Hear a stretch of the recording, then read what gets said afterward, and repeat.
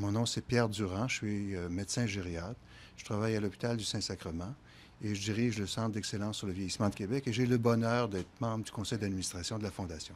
Alors, dites-nous, cette fondation-là, en quoi c'est important pour ces personnes-là? Alors, c'est une fondation dont l'objectif est justement de permettre un complément à ce que le réseau de soins et de services donne à nos personnes âgées qui sont en perte d'autonomie. Un complément qui leur permet de demeurer à la maison plus longtemps.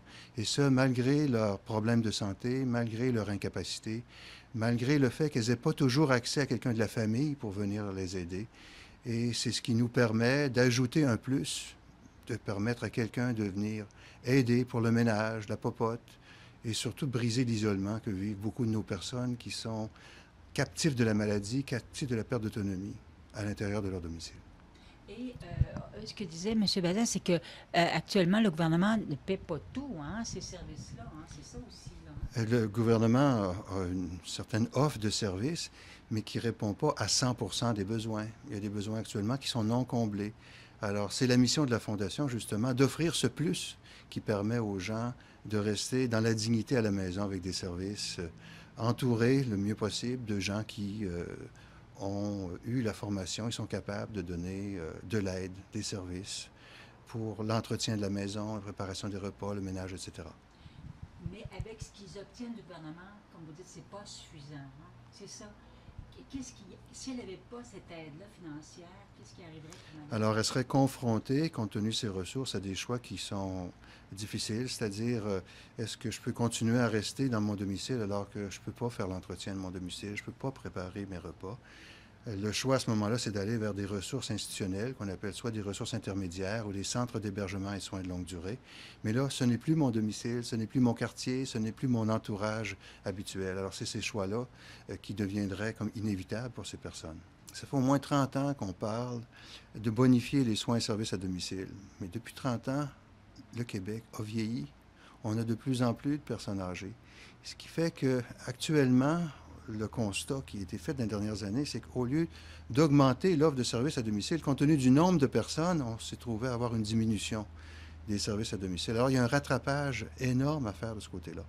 Je pense que le gouvernement actuel est sensible et il y a une volonté d'ouvrir justement les coffres pour offrir une offre de services pour répondre aux besoins de nos personnes qui, en raison de leurs problèmes de santé, de leur perte d'autonomie, vivent des incapacités, ont besoin de services. Il restera toujours une partie de nos personnes âgées plus vulnérables, plus fragiles, qui se trouvent dans des situations de précarité pour lesquelles on n'arrive pas à donner tous les services qui sont nécessaires. C'est là que les organismes communautaires qui ont la capacité de se revirer de bord rapidement, avec l'aide de la Fondation, peuvent apporter le petit plus qui peut faire la différence. Lorsqu'on vieillit, vous savez, il y a les problèmes de santé qui deviennent plus prévalents, c'est-à-dire qui deviennent plus importants en termes de pourcentage.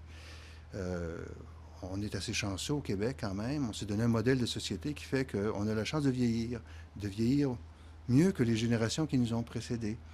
Les femmes, les femmes vieillissent jusqu'à l'espérance de vie moyenne 85 ans, les hommes autour de 80 ans.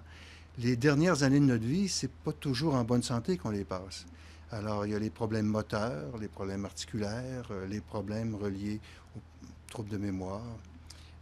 Il y a les problèmes qui sont reliés aussi à la condition pulmonaire, cardiaque, qui font en sorte que certaines tâches deviennent difficiles. On parle alors d'incapacité dans les activités de la vie domestique.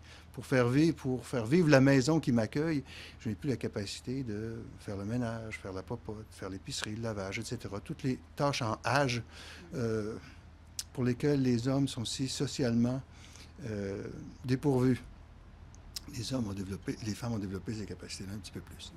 Alors, c'est là que intervient le réseau jusqu'à un certain point. Et c'est là qu'il y a toujours des manques qui doivent être comblés, comme je vous le disais, par les organismes conventionnelles. Mais quand je parle de portrait, avez-vous des statistiques, des chiffres? Oui, c'est ça. Alors, si on regarde dans la région de Québec avec la population qu'on a, les personnes âgées, on sait que plus on vieillit en âge, plus il y a d'incapacités. À 60 ans, 65 ans, on est entre 30 et 40 de nos personnes qui ont des problèmes à vivre ou à effectuer les activités pour maintenir le domicile.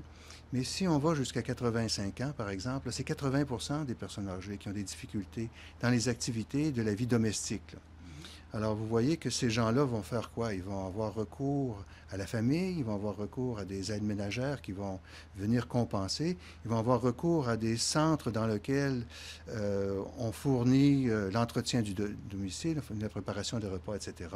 Il y a beaucoup de résidences aux personnes âgées qui se sont développées, qui offrent ce type de service-là. Et puis, il va y avoir aussi des personnes qui, en raison des problèmes de santé, vont avoir besoin de soins de santé beaucoup plus suivis, d'un environnement où on retrouve le personnel infirmier, par exemple, pour les soins d'hygiène, soins de la personne.